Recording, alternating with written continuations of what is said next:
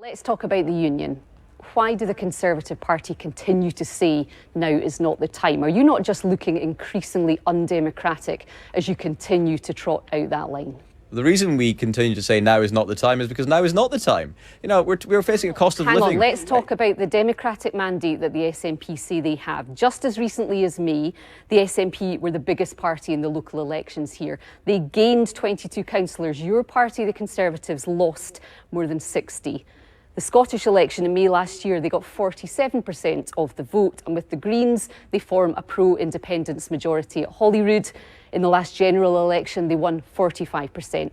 Why not let them have a vote on independence? Are you scared of the result? I think it would be deeply damaging, Laura, for us to go into a divisive and damaging referendum which will divide friends and families and distract from what we really should be doing for the good of the Scottish economy and the Scottish people are voting. in working people together. Are voting for the Scottish National Party, yes, and as who Nicola have put in their Sturgeon manifesto that they want an independence referendum. Nicola Sturgeon herself said in a BBC debate, no less, in the run-up to the Holyrood election last year, that if people didn't want independence, they could still vote for the Scottish National Party for a whole host of reasons. And I think in a poll just ahead of that Holyrood election, another independence referendum came on about 9th in terms of the priorities of the Scottish people across the whole board of parties that people were going to be voting for. The Scottish people show no appetite for another referendum on separation. Apparently, no poll, according to their no voting shows habits of the last 3 elections, they evidently do. There is an appetite there for it.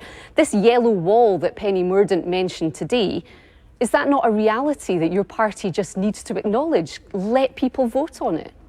Well, we acknowledged that they have a right to govern in Holyrood. I just wish they'd get on and do that. Goodness me, they could be addressing the issues that we've got in Scottish education, the Scottish Health Service. They could be addressing the issues that we've got in infrastructure, building ferries that float. They could be dealing with the drugs crisis in Scotland. None of that is happening on their watch. All of that they have responsibility for. They do not have responsibility for the Constitution. That lies down here in Westminster. And the government has decided, in the interest of the whole United Kingdom, but absolutely in the interest of Scottish economy and the Scottish people, that now is simply not the time to be entering into another damaging and divisive referendum. Even a majority of SNP voters don't think that now is the time for a referendum. And so we're going to continue to govern the national interest, in the interest of the Scottish people and the people of the whole United Kingdom, and whoever is leader of the Conservative Party and Prime Minister of this country after this result. And I very much hope it's Rishi Sunak is very much on board with that message. Andrew Bowie, thank you for your time tonight on The Nine.